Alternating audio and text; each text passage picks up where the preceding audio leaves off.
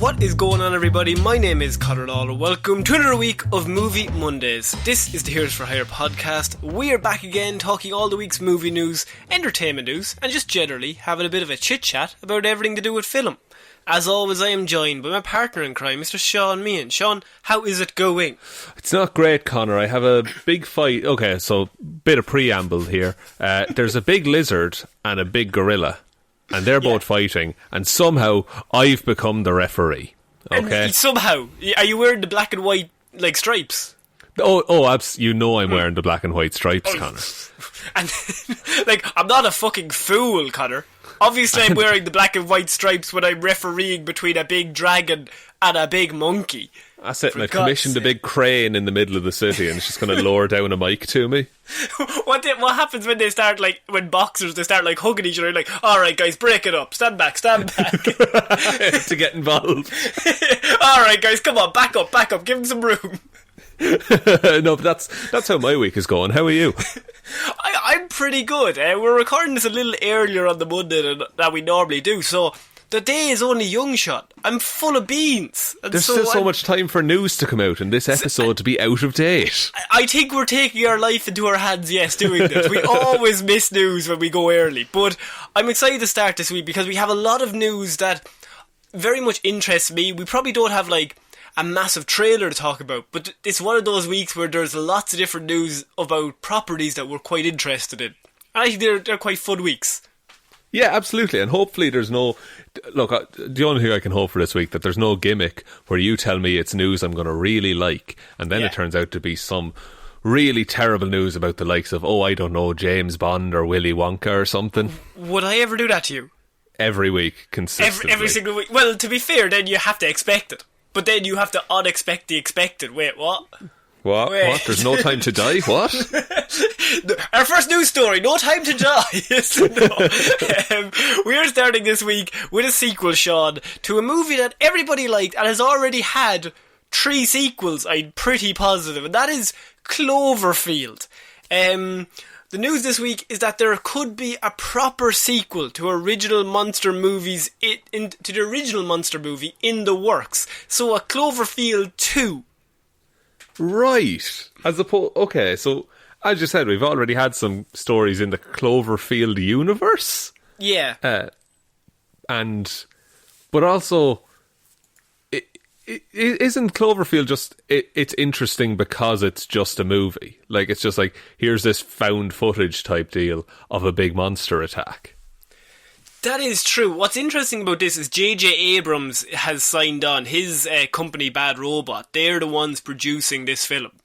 And so they've decided that they're going to go ahead with a Cloverfield 2 because they feel that might be the right way, that might be the right direction to go for. Now, I don't know if maybe they seen the trailer for Godzilla vs. Kong and they thought, fuck, there's money in this. Let's go for it. But this has only happened during the week. Now, the first Cloverfield was actually directed by Matt Reeves, who is currently directing The Batman. And he did Planet of the Apes and stuff after that. And he did Planet of the Apes as well. So it nearly made like $200 million worldwide. It was like a found footage thing. But that was back in like 2008, where found footage was still kind of cool. It was just on the edge of like paranormal activity, and people realising, we can just use one camera and have it be really low budget. Wait, so I don't have to buy a HD camera. I just buy a webcam and I make millions. Fucking hell. I'm just carrying around my Sony Ericsson. Buy some of the Sony Ericsson, have the actress look scared a few times, go, what the fuck was that? Every so often, fucking moneymaker. Bank it in. The thing is, because you had Cloverfield, the first Cloverfield. Then you had, like, years later, you had 10 Cloverfield Lane. That was in 2016. It's all set in, like, a bunker.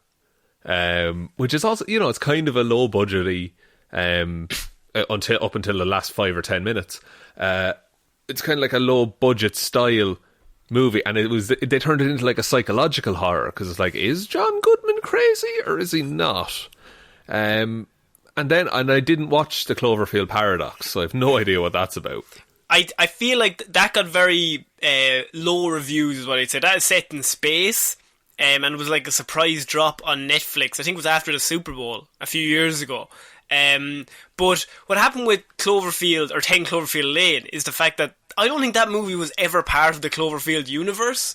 I think that movie was made, and then about halfway through they decided, oh, this would be cool in the Cloverfield universe. So it wasn't actually meant to be a true sequel. It was just meant to be a film that they kind of converted into that universe. Whereas this would be a Cloverfield 2. That they are like a direct sequel. Yeah, a direct sequel. They are starting off with it, and they're going for it full throttle is what I was going to say. But you know what I mean. They've decided at the start, oh, this is going to be a sequel, rather than halfway through the process. Yeah, and at the end of Cloverfield, the first Cloverfield, the monster is like defeated, but also not. It's coming back for definite. Like it's the equivalent of the eggs hatching at the end of Godzilla kind of situation. But were there eggs at the end of Cloverfield? Does anyone know? No, but after the credits, there's like you know, like you play a Beatles tape in reverse and it says Paul is dead or something like that. But in Cloverfield, you play the credits in reverse and it says it's alive or it's still there or something like that. Yeah, it's you know, it's really setting up a sequel back in 2008, which they were very hot on the heels of with their follow-up, Sean. Do you think this would work as well though now? Because now the surprise is gone. Because in Cloverfield you don't see the monster for most of it. I think Cloverfield, when it came out, was a really exciting idea. And it was a very unique idea. Like, you had the found footage idea with monsters, but you never see the monster, as you said, until like later on. And so you're always living in... the fear is what you can't see. Since then, a lot has changed in terms of we've seen about 17 Paranormal Activity films. So everyone's kind of got accustomed to, oh, there's a monster, I can't see it on the camera, and this actress or actor is just like, oh wow, there's a monster over there, I can kind of sense it. You have that, but also we have seen, 2 Godzilla movies since then that Godzilla looks amazing in. And now we're getting a Godzilla vs. Kong, which I think the CGI to that will also be quite excellent, as from what we've seen in the trailer anyway. I feel like the world would be less excited about this than maybe if they brought it out in 2010 or 2011. Yeah, if you brought this out, like, I think maybe, and look, I hate to always bring it back to this, but like before, like Avengers came out and it became this big event film, and you have these big CGI baddies that you look at all the time. If Cloverfield 2 came out pre that, and it was a big monster rampaging across, you know, New York or wherever, I think it would have been perfect timing for it. This feels very late, and I feel that people don't remember Cloverfield as the monster movie now. They remember it as, oh, that weird Netflix sci-fi series.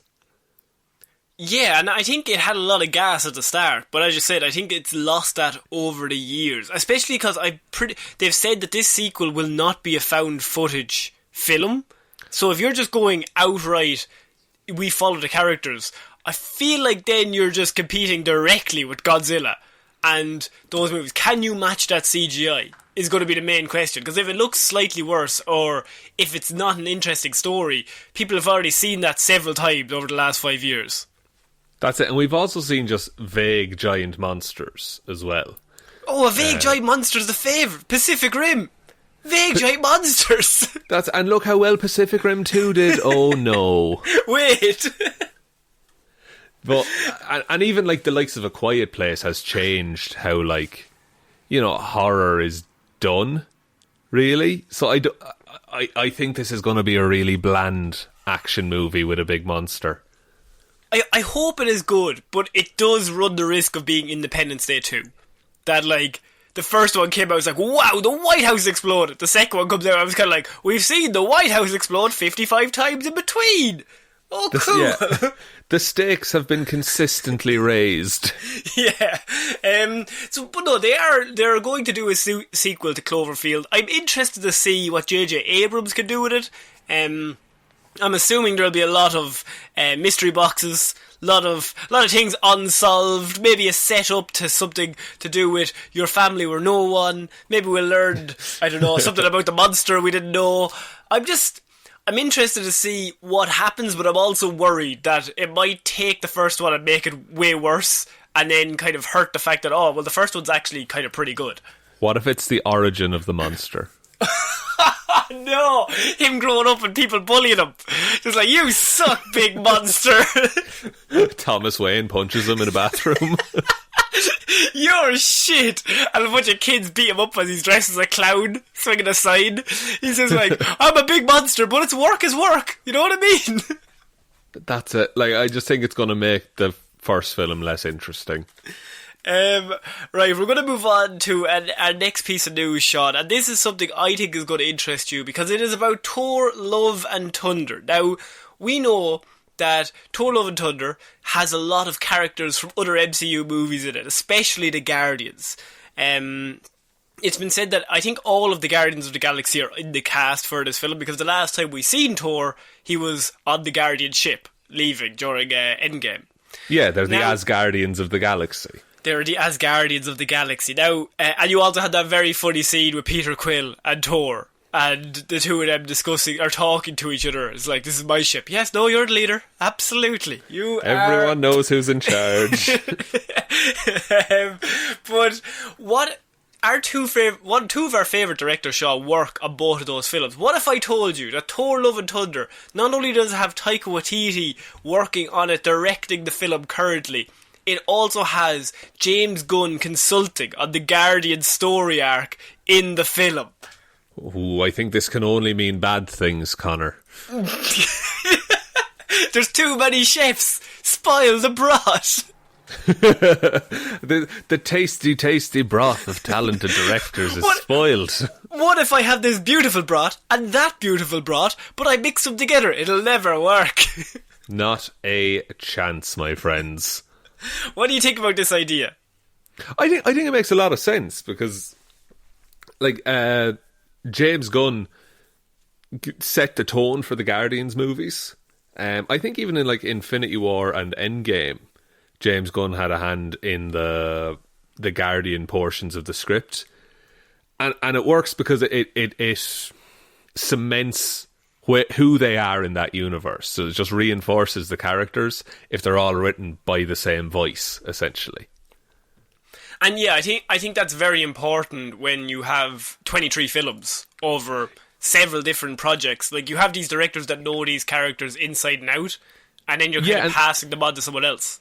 That's it. This is the thing that Patty Jenkins said about Justice League, is that in terms of Wonder Woman and the Amazons and things like that, Patty Jenkins doesn't recognise those characters in Justice League because they're not what she already established. Yeah, no.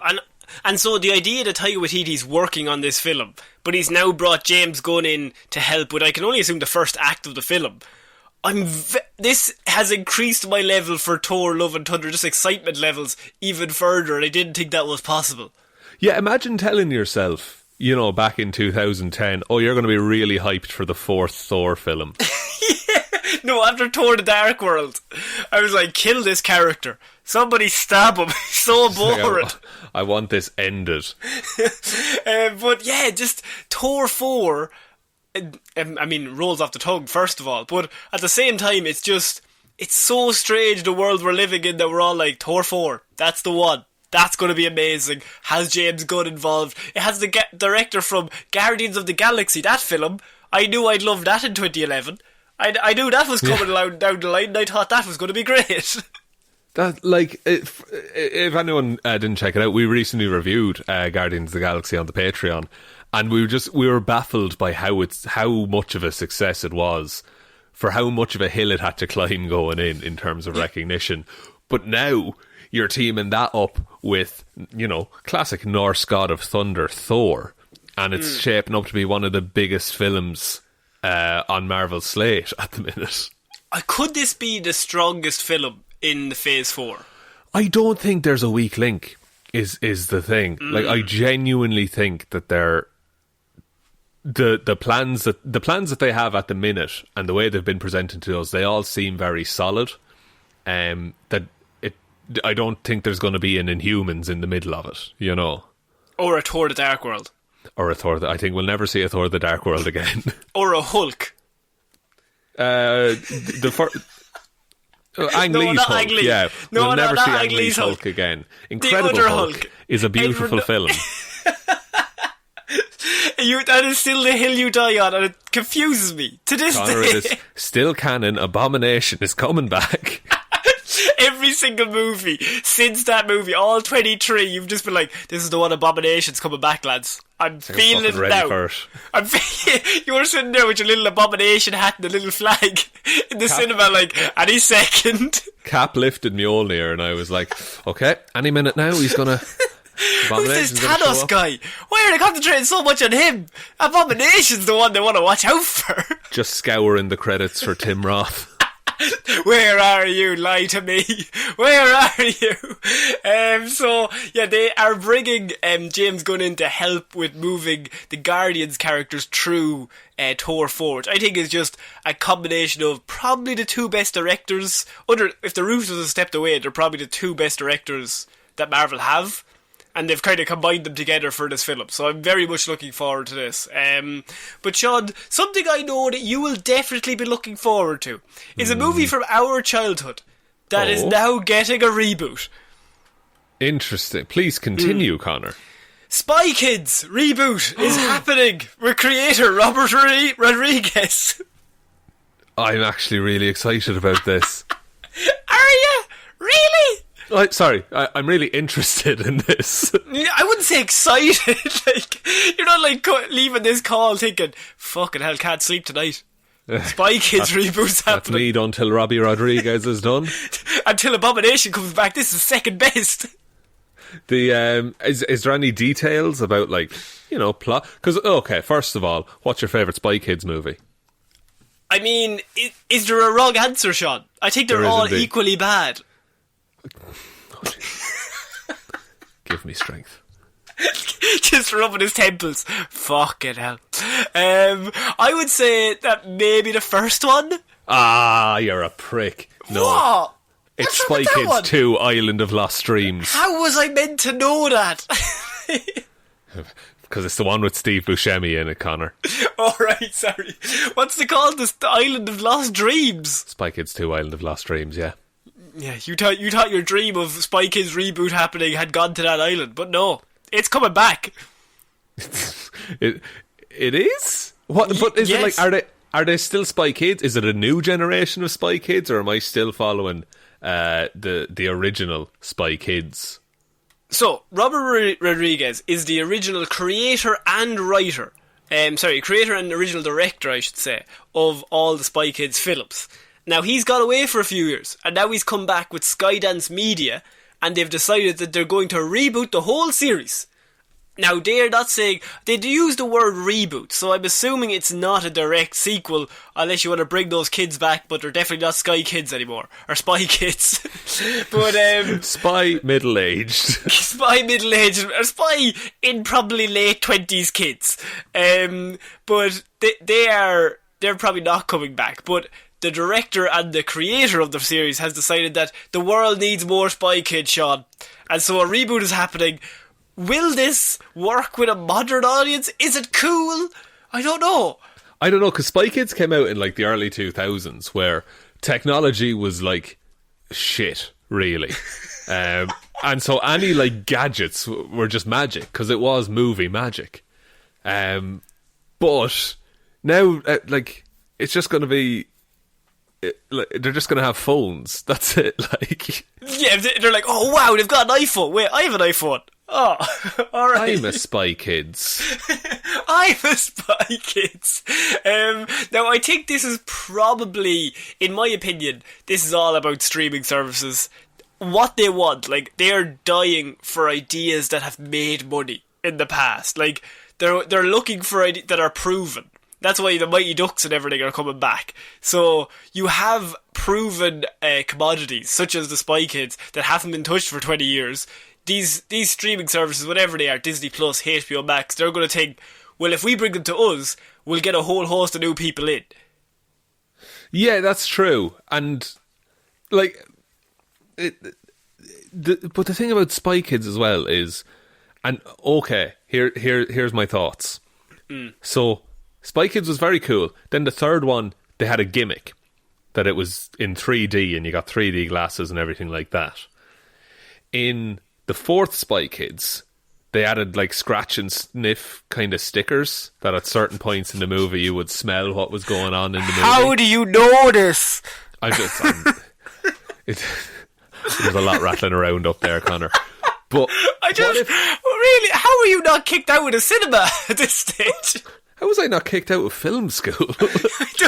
Surely that was the first question on them letting you in. Do you know what happens in the plot of Spy Kids 4? Well, yes, get the fuck out. Leave the room. You're gone. You're gone. But I think that in this reboot, they could do like a Bandersnatch type thing, in that you have some element of choice in the film. So you think they could set up several endings? Yeah, and then you have the branching Spy Kids timeline, of course, which, you know, it's going to cause havoc with the lore, but as dedicated fans, we'll get through that, won't we? How many comic books are there currently in the world that have Spy Kids in them? Comic books is like a loose term. And I think would be better. When Disney bought up all the Star Wars rights, they bought up all the Spy Kids rights as well. Wasn't in the deal. It wasn't said, but I'm assuming.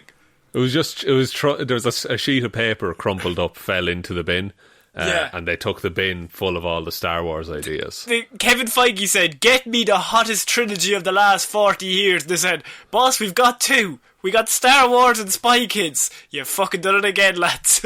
We've done it again. You've sorted this now." And maybe Kevin Feige wants smell-o-vision for, like, There's no smell-o-vision. Hawkeye series. He wants that technology. He's going to get Robert Rodriguez in a room. How did you do it, Rob?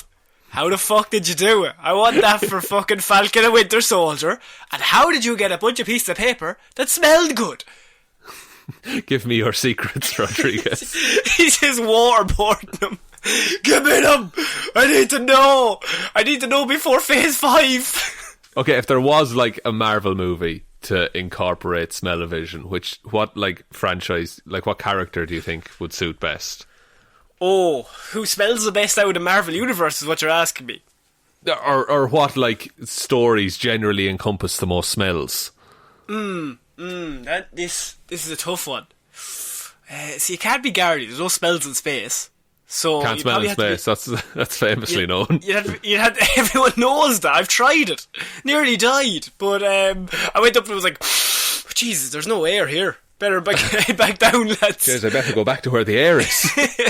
I mean, Iron Man, I'm sure he goes on nice holidays to lots of lovely places. They probably smell very nice. That's true. Tony Stark, I'd say he has some serious aftershave as well. Well, we know from Endgame he wears Lynx Africa, doesn't he? Oh, no, well then maybe I take that back. The correct answer, by the way, is Spider-Verse, because all cartoon food is delicious and would smell amazing. Ah, yes, of course. And that burger that they eat, that Jake Johnson eats, you're just like, damn. So damn, I bet Jake Johnson smells nice. Well, maybe not in that movie, actually. No, I'd say he smells a bit like piss. To be honest with you. Okay, that's my tangent. I'm happy now. I'm satisfied. By the way, just before we move on from the Spy Kids, the fact that I didn't realise you'd be this excited about the fact they were doing another Spy Kids. Robert Rodriguez, he actually directed Alita Battle Angel, that was produced by James Cameron a few years ago. He's also currently working on the Book of Boba Fett series and has been working on The Mandalorian for the last year or two. So what if it's a completely different tone than the original Spy Kids? What if it's like Spy Kids, but it's like people are trying to kill them? Like, yeah, it's like Spy Kids, but it's like child soldiers. Child soldiers, and like they're replaceable. So like it's the little lad and the little girl, and they're like, "Oh wow, my sister!" And halfway through, his sister gets bitten by a bear trap, and he's like, "I'm leaving you behind. You're fucking useless to me." Yeah, they're just grown in like tanks, and they're just hauled out whenever they need fucking new Spy Kids. Nobody's going to suspect a little ginger kid. Get in there, learn their secrets. Okay, I think we might have gotten too dark with that one. So we're going to move on to our next piece of news. And Shaun, this is about Matrix 4. So we all know this is coming out in December, and nobody knew what was going to happen in regards. HBO Max sold off all the rights. Yeah. And so that was causing a lot of issues in the cinematic world. But mostly people were kind of confused. Why is Matrix 4 happening?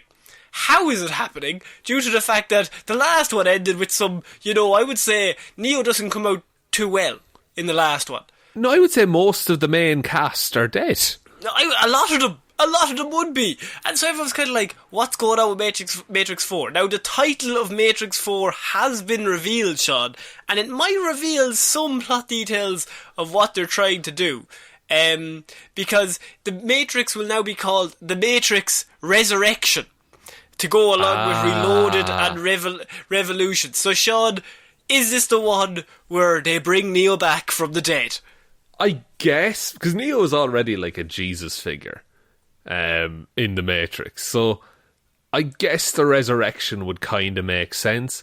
I wonder what the inciting incident for the resurrection would be, because okay, the Matrix gets exponentially more complicated every movie. Because they have to they solve something and then they create 2 more plot holes. Yeah, and so they need to just keep building and building and building. But in the last Matrix movie, and spoilers by the way, but it's been out for ages. When did Revolutions come out? It came out the same year as Revelations, didn't it? It did. No, because one came out in January, the other came out in December. Yeah. And then it was 2003. The Matrix oh my god.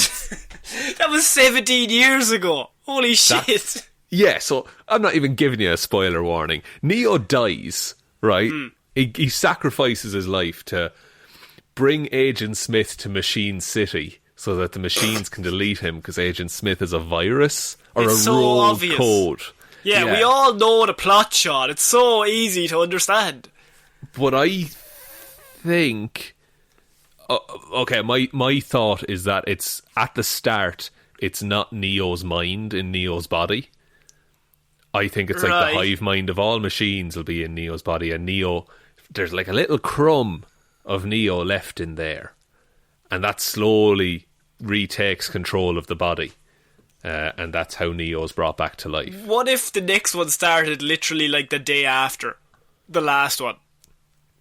Like there's been no time jump at all. No time passed, nothing's changed. Neo's just like, oh jeez, that was weird. That was a weird 24 hours, wasn't it? Now I'm back, sure. Now everything's grand. What if everything has gone to shit? Like, how can it go more to shit? That's the thing. Like, they thought they had it bad in the original Matrix, but what if what's the name of the city? Zion? Is that the name of the city that all the people live in underground? I think so. It's something like that anyway. It's been 17 years, Shaun. It's been 17 years. So what if they've just evolved into really brutal fucking ways of living? Like it's a look, I dread to use the word dictatorship, but it's just like this awful state to live in. And somehow they're in the Matrix is now just 2020 over and over and over again. Oh my god. Well, it's close enough to the time. Actually, pretty fucking similar. Oh no, I've woken up again in fucking March of 2020. But also, Carrie-Anne Moss is back as well, and she hella died in that. Oh, the most anyone could die. There was and she had already died in the first one. There's a lot of dying. She's not doing great on the living to dying scale. No, she's not. She's what is she? She's 2 for O on dying. No, 0 and 2. Yeah, so between living and dying, she's 0 and 2. She's 1-0, lost twice. Yeah, for a while she thought she was grand, but then she died again. Yeah, I think you should really only be at the most 1 loss in that category. For most of us, that's the case. But I'm The thing is, I could make all the predictions in the world. I have no fucking clue what this movie's going to be. Yeah, that's why it's so interesting, and why, like, I wouldn't normally bring this up, but the fact that we know nothing about The Matrix 4, and so we're now, like, having to do the situation where, oh my god, the title has come out. What does resurrection mean? Does it just mean the resurrection of the series? Does it mean resurrection of Neo? It would have to be, because Neo, still, he's own one, himself. So he's going to probably have to come back at some stage. So, I don't know. I think this is a situation where we're going to have to, like, read every single thing about it, find out, try and piece it together, because until the first trailer comes out, I think nobody really knows anything of where they've gone. Because I feel like, for us watching it, when me and you, maybe there's probably a lot of more smarter people around the world that are kind of like, guys, you're obviously missing something. But for me and you, we're kind of like, you should have just left it. Why? I don't understand where you're going, why you're coming back to this. I feel like there's nowhere to go. Yeah, like, and this is the thing with films, you know, more than a sequel more than a decade after the last movie in the franchise, is it better have a really good reason to come back, and not just be the studio wanted a paycheck kind of a deal. And do you feel like the studio wanted a paycheck, Shaun? Well, look, I think they looked at all the money that the other Matrix has made, and they thought, more of that, please. And they thought, imagine... Go on. I was going to say, maybe the Wachowskis, maybe they have like this great grand vision for what the fourth Matrix should be. But I just want to know if that was planned. And look, it's okay if it was planned in the interim 10 years. But 17 years, Shaun. 17 years, excuse me. Well, I was giving them a 7-year break there. So they took 7 years off, and then even then it took them 10 years to get this. Well, they made Speed Racer, Connor. Oh, sorry. No, I apologise. That took at least 16 of the 17. So, I'm actually, like, interested in seeing what they do with a Matrix 4. I think, if it complicates the Matrix canon at this point, fine. Because it's already complicated. Do you think there's I was going to say, do you think there's an audience there? But I feel like that is not what I mean. Because we all know The Matrix is one of the biggest movies of all time. And everyone... I think no matter who you are, you've heard of The Matrix. Or, like, you have some sort of semblance of, like, pop culture in regards to The Matrix. But do you think, like, this comes out and everyone's kind of like, oh, man, I have to go back and see this. Like, the last one left me on tenterhooks for the last 17 years. That's the thing, yeah, is that does it have the I suppose, like, the fan base is there, definitely. But I also think that the fan base 17 years ago couldn't... the ability to discuss and look up all of the explanations and secrets, that wasn't the same in 2003 as it is in 2021. So, it's 18 years, Jesus. Oh my god, oh yeah, I forgot it was 2021. You're stuck I keep thinking it's 2020. But, like, I think there's probably people who saw it quite a few times in cinemas because it was either that or wait for the DVD. So yeah, I don't know if there'll be as many repeat viewings. No, yeah, I'm interested to see what they do with this, and I think it's very similar to just a lot of movies we're seeing now, like even ones we've talked about in the show today. It's just, is there legs if you bring it back after that big a gap? A lot of the movies that have been trying to do this in the last few years have not gone well. My example would be Independence Day, which was one of the biggest movies of the 90s and made a fucking shit ton of money. And then they were like, right, we'll do a sequel, but it's in like 2016 or whatever. And it's just not the same. Cinema audiences have changed so much in the past 18 years. Or they've changed so much in the last 10, never mind 18. So I'm just interested to see how they keep up with that. In a movie, The Matrix, that was like so ahead of its time, I'm worried that it might be behind its time now. Big claims. Boom! And that sounded journalistic as well. It did. I don't like it. Go back to jokes. I like stuff. Do you remember Spy Kids? Oh, I love Spy Kids. Do you know the bad guy's name in Spy Kids? This is my random... Go on. Can you name the bad guy in Spy Kids? Is my question. Which Spy Kids? Spy Kids 1. Oh, he has a load of creatures that they look like big thumbs. I don't know. It's not high on the fan club agenda. Vegan Floop. Vegan Floop, of Vegan course. Floop is the name of a villain in an actual movie that came out. Played by Alan Cummings. But somebody wrote that in the script and went, they didn't just say, oh, we'll come back to that. They said, no, that's grand. We'll leave that in. It's very kid-friendly, but also incredibly unsettling. As all kids' movies were until about 2010, 2011. There's all very unsettling. And at the same time, you're like, I think this is for kids, but I feel like I shouldn't be watching it. The also, just on The Matrix as well, that was pushed back to 2022 and then was brought forward to December 2021, right? Yeah, it's down for December of this year. I think it's good for December release. It's not good for if they wanted, because they're on HBO Max, Sean. So they're actually going to go onto the streaming service first. Oh, that might hurt them. But we'll see. That might not help them. So we're going to move on to our next piece of news, and this is Baby Driver 2, Sean.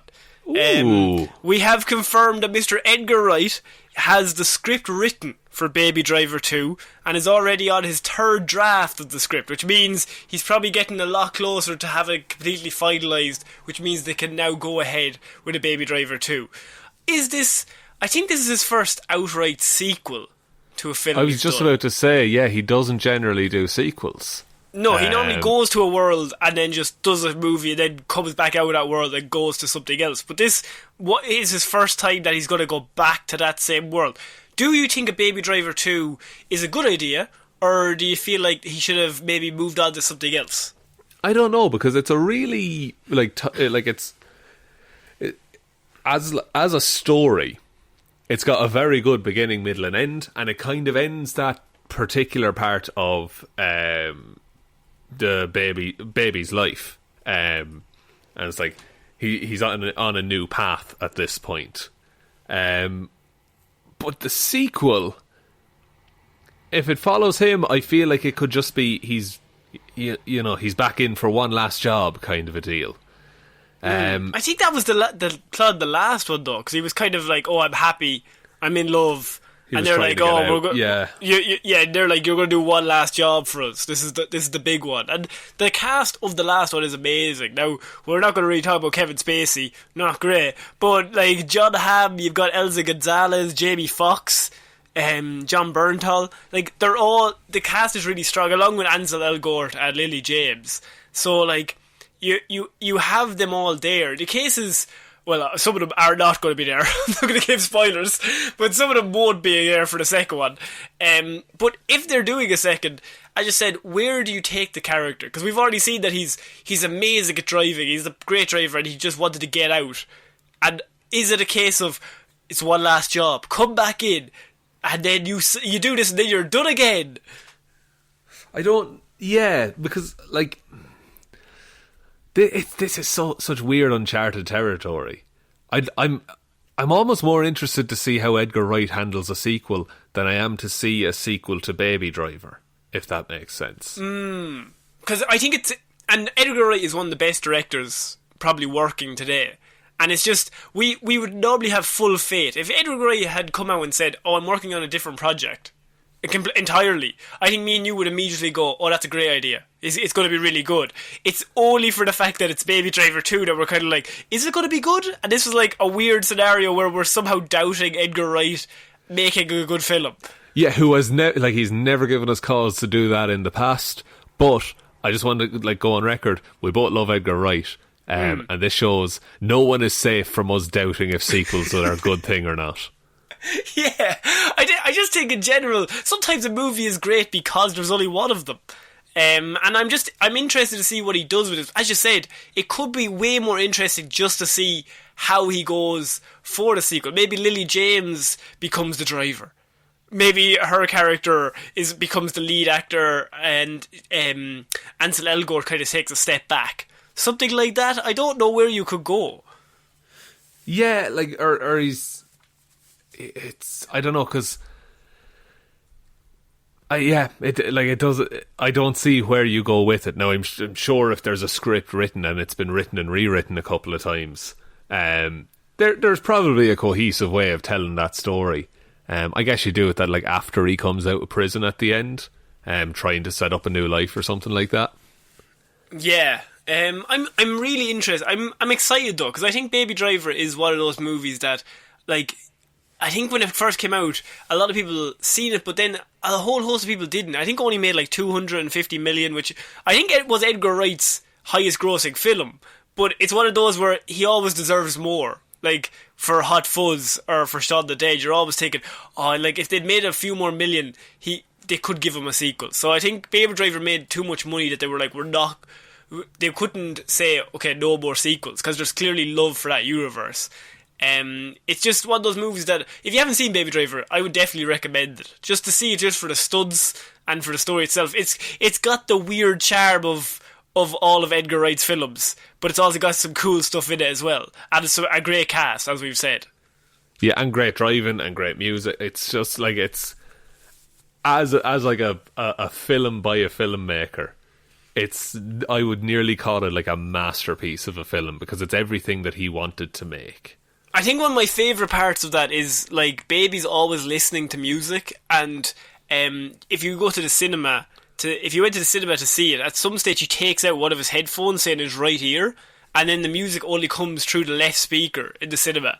So you're only hearing it from the left side. Or if you have like surround sound at home, or if you have your headphones in, it'll only play in whatever ear he's listening to it. Yeah, and any time that there's no music playing, if you're listening to headphones, there's a slight like whine from tinnitus. Because he has that. That's the plot. If you haven't seen it, it's not just in general. That's not the main plot. It's not just a man. No, with that's not the main plot. But that's a character trait that he has. Yeah, and so like it's so there's so much consideration put into that movie and everything.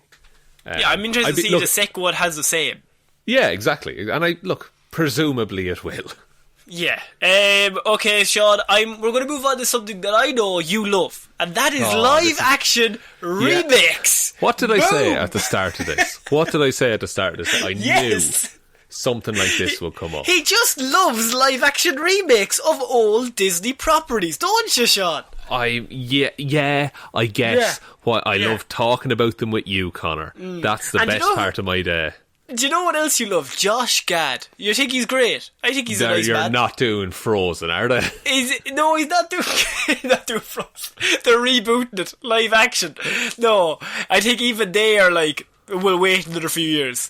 I'm not saying they wouldn't do it. They definitely will. They're just probably going to wait another few. But they are going to be doing a Disney's Hunchback of Notre Dame live action remake, Shaun. And Josh Gad has told us it's getting as close as ever. It's definitely coming out. But why? Is it not a bit insensitive to burn Notre Dame again? Surely somebody should have said that somewhere in the meetings. Sorry, boss. Just really quickly. It's after burning already. Yeah. In live action, it happened. It wasn't a live action. If we're going to do it live action, it's going to have to be bigger. We're going to have to burn the whole fucking city. I don't want to see like that movie in live action. That movie's great already. Yeah, but what if there was another one? Connor, what I'm going to do, I'm just going to go back and find the last time we talked about a Disney reboot, and I'm going to chop all my answers into this, okay? Okay. Just like completely different tones. Like, Shaun, what do you think of this? Yes, I think it was pretty good. Yes, what a great idea. But Lilo and Stitch is brilliant. I just think you've got the 15th century Paris. You've got a puppeteer, Shaun. He tells us a story of Quasimodo. It's all great. Josh Gad is there. It's going to be amazing. And who's Josh Gad playing? I can only assume Quasimodo, but maybe not. He's Esmeralda, as it turns out. He's Esmeralda. But it's a case of love and loss and fire. I just think it needed a remake. I didn't quite get the story from the cartoons. The drawings didn't do it justice. I was thinking, watching Lion King actually, suspiciously, watching it, and I was thinking, this is much better than the shitty drawings in Elton John Fuck off. But you know all those like the dramatic scenes where he's dancing around Notre Dame and swinging on ropes and shit. It's just going to be a man walking around singing this time. Isn't that cool though? I walk and he walks. I'll see him on the screen going, I do that. Holy shit. Is it going to be a musical? Is there any news on that?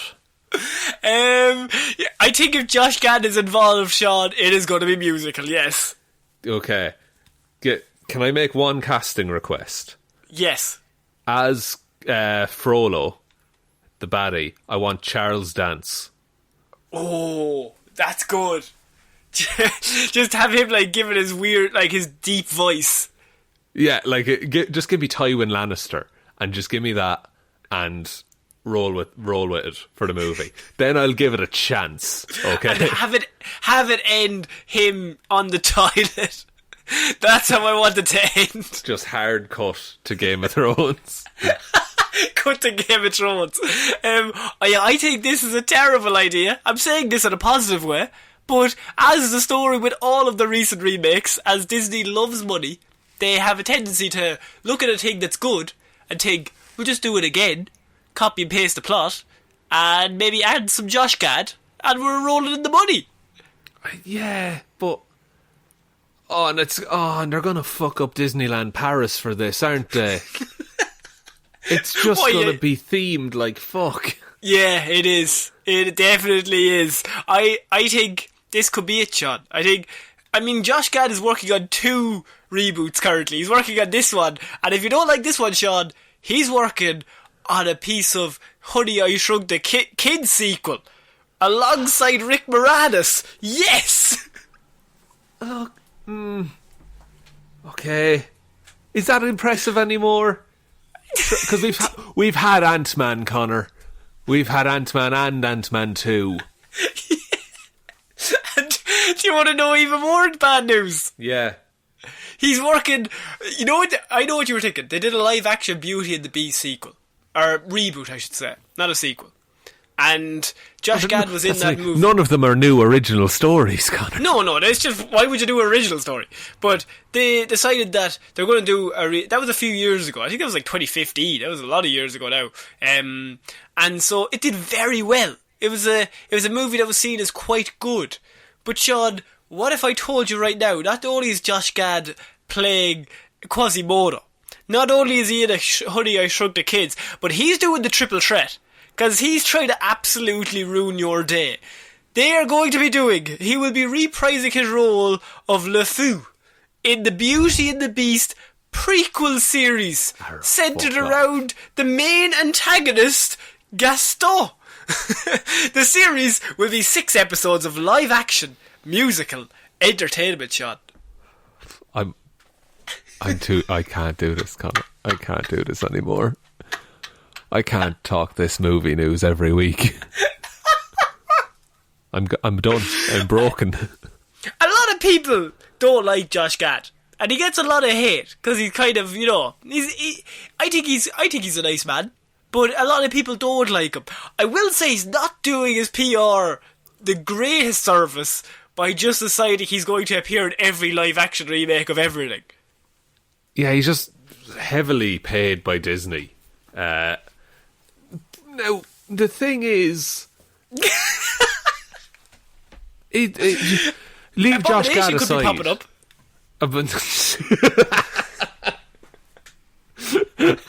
Beauty and the Abomination, is it? If Tim Roth turned up and he started killing Beauty and the Beast, I think that you'd watch that movie. I absolutely would. But yeah. But you must also hate this as well, because it's trying to give a villain a sympathetic origin. I despise that. Why do we need that? Let him be a villain. Some people are just shithouses. Because the thing about Gaston is, like, he's the villain. Yeah. Like, he portrays himself as the hero, but he's the villain, and that's what that story is about. And it's like, that's looks why it's interesting. Deceiving. But now they're just going to say that the Beast killed his father or some shit. Yeah, the Beast killed his father and bullied him when he was a kid, and now that's why he's a dickhead. Who played Gaston in that movie? Oh God, I have no idea. I have no clue. Do you want to use your one I feel like Googs? it's someone. Yeah, I'm going to use my one Googs here. Is it Luke Evans? I don't know. It's Dan Stevens. Oh, right. Who was, Big do you know, Dan. have you watched the Eurovision film? Yes. He's the Russian dude. Oh, for God's sake. I would watch a prequel of the Russian dude in Eurovision before a Gaston's prequel. Yeah, absolutely. That would be fucking brilliant. And Josh Gad is there. Just let him sing. The man just wants to sing, but he doesn't have to do it in all these reboots. No, he doesn't have to. He doesn't have to be in Artemis Fowl. Write him a genuine, original idea and let him fucking sing his little heart out. I don't know. I'm genuinely tired of, like, do you remember Star Wars fatigue? That was a whole thing that was going on back when we were on the radio. Now it's like reboot fatigue. That I'm just genuinely, it's just going to happen around me and I'm going to pay it no mind. And they're all going to make $1 billion. Like, they're absolutely. So, Shaun, we're going to move on to our next piece of news. And this is actually something to do with the MCU.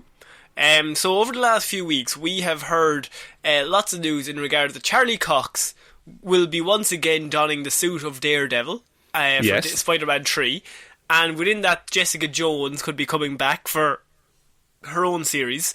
But not only that, Shaun, now we have news that Jon Bernthal could return as the Punisher in his own MCU movie or TV show. What are your thoughts on that? He's a very good Punisher, is the thing. Punisher be an odd one because it's very violent for, you know, family-friendly MCU fun. But they are doing an R-rated Daredevil.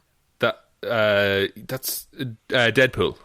Sorry, Deadpool. And then you also have Charlie Cox was on my mind. You have an R-rated Deadpool. But they also have, say, Blade coming out that we don't know if that is R-rated. Morbius is kind of in and around there. So that's true. They're precedent. Kind of toeing the line, and they're pushing it a little bit, which I think is good. That they're not just setting a formula and sticking to it. As for where the Punisher would fit in the modern MCU universe, I don't know a huge amount about the Punisher other than what's been like in movies and TV shows. I never really liked the comics a whole lot, but I would like to see that kind of man on the ground view of, you know, all the threats that are going on, basically. No, his power is that he's just really, really good at killing people. He's incredibly angry. And he's just really angry and he loves killing people. Which, I mean, you know what, I think I'm going to go, no. Just that's probably the stance I'm going to take, just in regards that I think Jon Bernthal as the Punisher is really, really good. I think he's perfectly cast and he's great in the role. But I don't want to see more Punisher. I think he's more interesting when he's with somebody else. Like, the second series of Daredevil gets a lot of hate, but the first few episodes when they're fighting amongst themselves, and like Daredevil's like, no, you can do it another way, and he's like, your way doesn't fucking work. They're just going to keep killing. And that's a really interesting contrast. But I never found him that interesting by himself. I just found that he was just going around murdering people. And I was like, okay, that's cool. Yeah. But fine, but I'm not that interested personally. Even though I love Jon Bernthal in the role, I don't know if he would work in the MCU or have that much legs to stand on unless he's in amongst other people. Yeah, I think he would work in like a team. Like if you assembled, you know, the New York street level guys like Daredevil and Jessica Jones and the Punisher, then maybe it could work. Like I said, I'm interested in seeing how that man would view, you know, the arrival of Thanos and things like that. But I'm also, he wouldn't be as high on my list. He's not one of my most liked characters anyway. And a lot of people do like him, but just absolutely, personally, and that's fair enough. But personally, for me, I feel like there's more interesting characters they could go down. You can bring Jon Bernthal in as an add-on to, like, they're doing She-Hulk, and that's where Kristen Ritter is playing. She's coming in to play Jessica Jones in that. Like, if he was also brought in that way, and then she's like, oh, I know a guy who could solve something for us. Or something along those lines where he could appear for an episode or 2 or 3. I don't know if... Like, even when he had his own series, I was just kind of like, not that pushed. I was like, oh, Jessica Jones is great, Daredevil is great, do I want to watch a Punisher? I kind of threw him in with, like, Luke Cage or Iron Fist. I was kind of like, fine, I suppose I could watch them, but I'm not really that interested. Yeah, there's... And look, maybe they'll tie it into other series. Like he's kind of a... He's a vigilante, but you could also kind of do, like, put him in the same origin as Moon Knight if you wanted to tie him into that series at all. Oh, that might work. Yeah, like that they were all in, like, you know, what's it called? An army. They were all in an army together. I'm just imagining you in the fucking trenches. The boys over to... What are they called? There's loads of them. They have guns. General, lads we're fighting against. You know the lads across the fucking no man's land. What the fuck are they called? The army lads. They're not very fucking nice. Shooting all of our lads, to be fair. Fucking but not nice at all. No, but you get what I mean. That you could change that character. Like, and look, people who like the Punisher are going to be really mad. You could change that character's backstory if you wanted to. I would bring him in on Moon Knight. For the sole reason that I think you bring Jon Bernthal in as a character people can recognise, and you use him as a springboard for a character like Moon Knight where people might not recognise that character. That's it, and you could see, like, 2 different ways that these men have gone about being vigilantes. Because Moon Knight is real, you know, mystical, literally gets his powers from the Egyptian moon god. And you have Frank. You could imitate that famous comic book panel. Where it's the Punisher and Moon Knight talking, and the Punisher's just like, hey Mark, you still crazy? And the Moon Knight says, yeah, your family's still dead. I would watch that show just for that scene. Put that in the trailer, I'd be like, I'm all in. Like, maybe I'd like just have them team up. Kind of an odd couple scenario. Yeah, no, I definitely think that could be the best way to go about that. But if they bring the character back, I think there's definitely ways you could use him. Probably not individually, but there's definitely ways that you could use him. But Sean, we're going to move on to a small piece of news before our main event, and that is Jared Leto news, but only a small one. A bite-sized Jared Leto news. Now, we have talked a lot about Jared Leto's crazy stunts while he works on films, and the fact that he's just a bit of a dickhead to a lot of his castmates. Now, that could be using used condoms, sending used condoms to people, sending bullets, putting dead pigs on a table, making himself blind for no reason. Just general ways that he's just a bit of a shithouse. But lately he's working on a movie. And anytime he's working on a movie, I always try to look out for what the other actors say about him. Because Jared Leto news waits for no man, Sean. And you sometimes actively seek it out. I want to keep you updated on this man's adventure. Now, he said that he was done with that. He was done with the method acting, that he was going to be nice from now on. And we thought this is his redemption.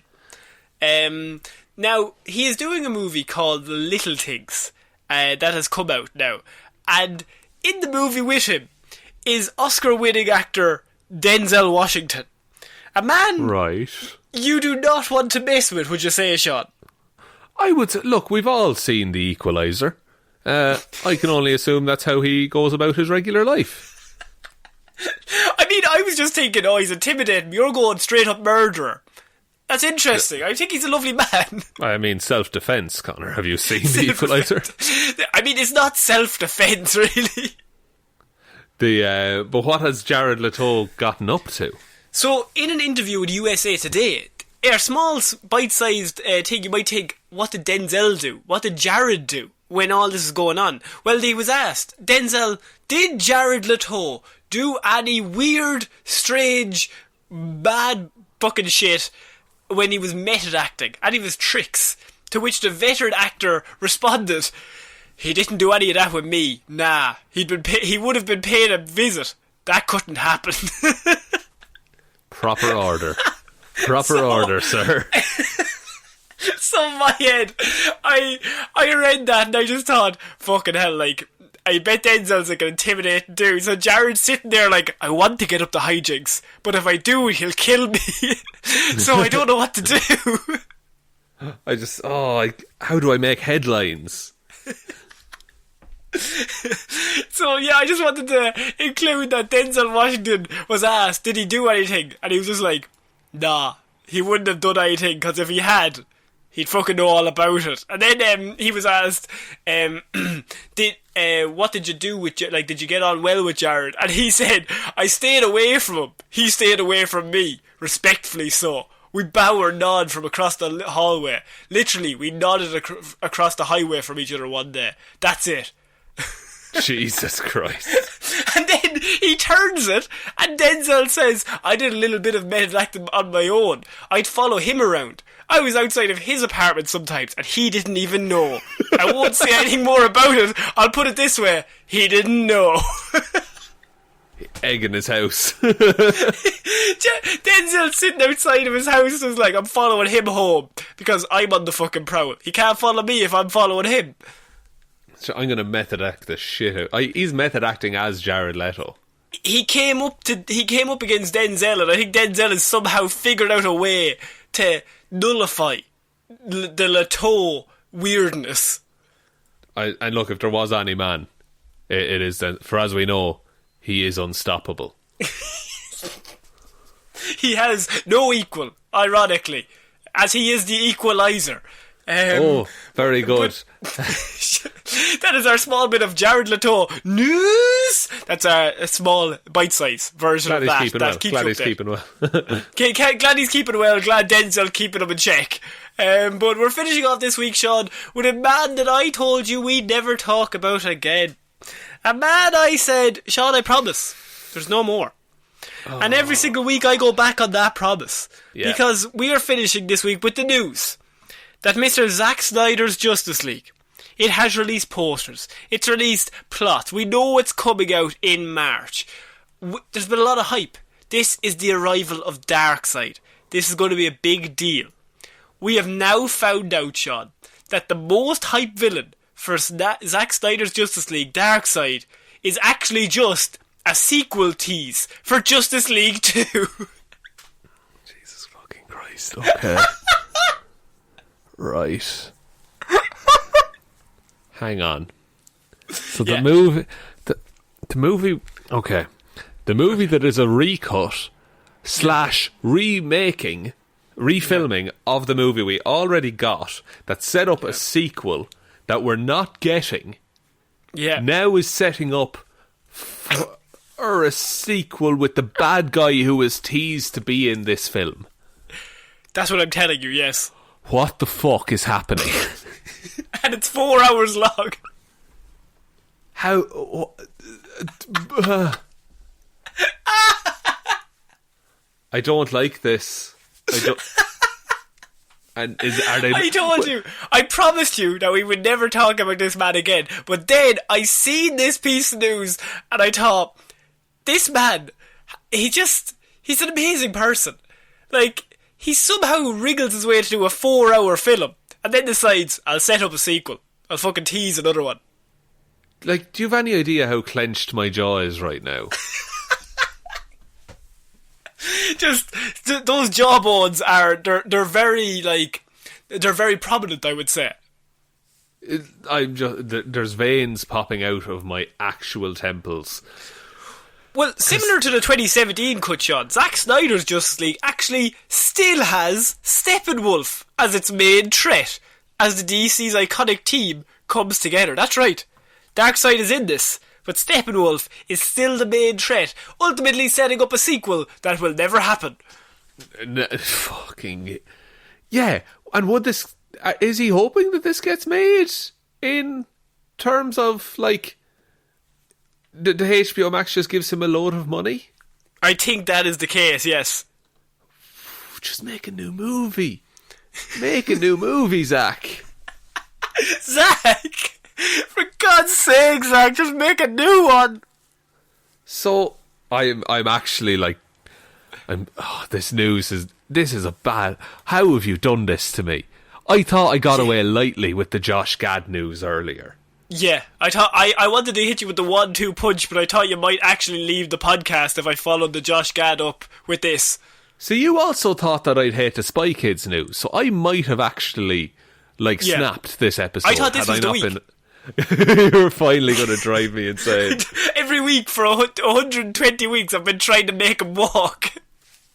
The plank? Oh no, sorry, away from the podcast, I see. Away from the podcast? I'm not a pirate. Well, Connor, I'm literally tethered to this mic, okay? So I'm going nowhere, but I'm going to complain the whole way. The podcast dungeon, correct. It's got excellent soundproofing. Of course. Lots of echo. That's exactly what you want. It's pure stone, like. Some said put some, I don't know, mattress or something, absorb the sound. I said no. Let him fucking bounce off those stones. I want to hear what it sounds like. I want to hear him 4 times in the mic. Shaun, what are your thoughts on this? I think this is a great idea.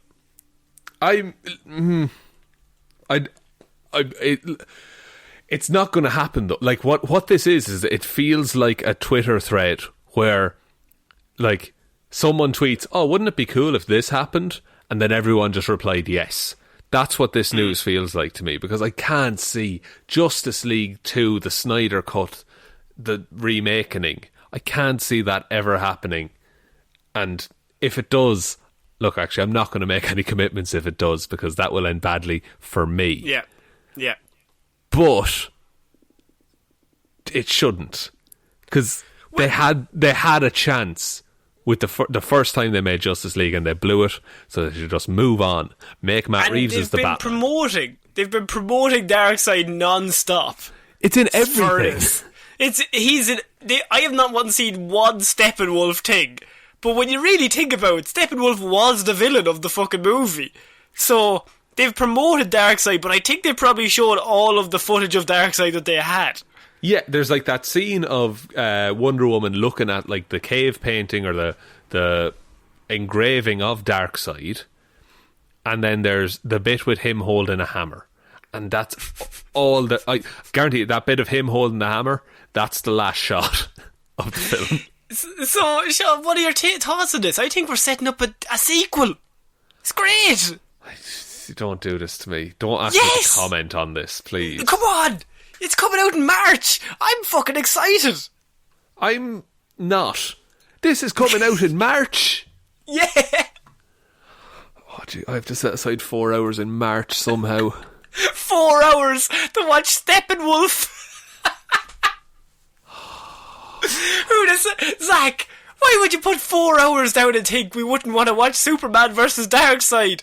Who's sitting at home going, I need another 3 hours and 55 minutes to truly absorb Steppenwolf versus Superman?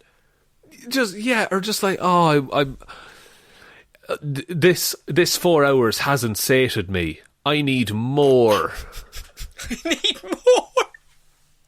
That's right, Zack Snyder. He won't leave. He's setting up a sequel on this other movie of a remake of a movie that he kind of worked on and then had to step away. And now he's got a redo of it, and he's setting up a sequel. That might not happen, but if it does, he's got the villain already planned. But we thought that villain was in this one, and that it would be done, and we'd never have to hear about it. I just thought it would be better for you to learn from me, rather than watch it and then realise, Jesus, Darkseid isn't in this a lot, is he? Just, there's only 20 minutes left, lads. And there's only 20 minutes left and Darkseid hasn't even popped up, really. It's just Steppenwolf a lot saying Darkseid's coming. I'm actually upset now that you've given me this news. Are you going to be around for Wednesdays on Weird News? Look, the jury's out. What I'll do, you advertise to everyone that I'm in it, and then right. I'll just come in and say a couple of words and then leave. Yeah, I'll bring in Steppenwolf. Bring in my version of Steppenwolf. I leave that to you to decide what that is. I'm just gonna bring in like a shit little robot. No, I'm gonna bring in a little doll. I'm gonna do a bit of ventriloquism. It's going to be unreal in the podcast. Absolutely. Oh, that's when you really benefit from ventriloquism, is when you can't see anything. Shaun, would you like to take us out, please? And please don't leave the show.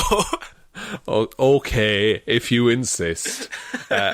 Thank you everyone for listening to this episode of Movie Mondays. We will both be back on Wednesday with Weird News Wednesday. Yay! Yeah, we'll be back on Friday with a Hero or Zero, and then next Monday with another episode of Movie Mondays.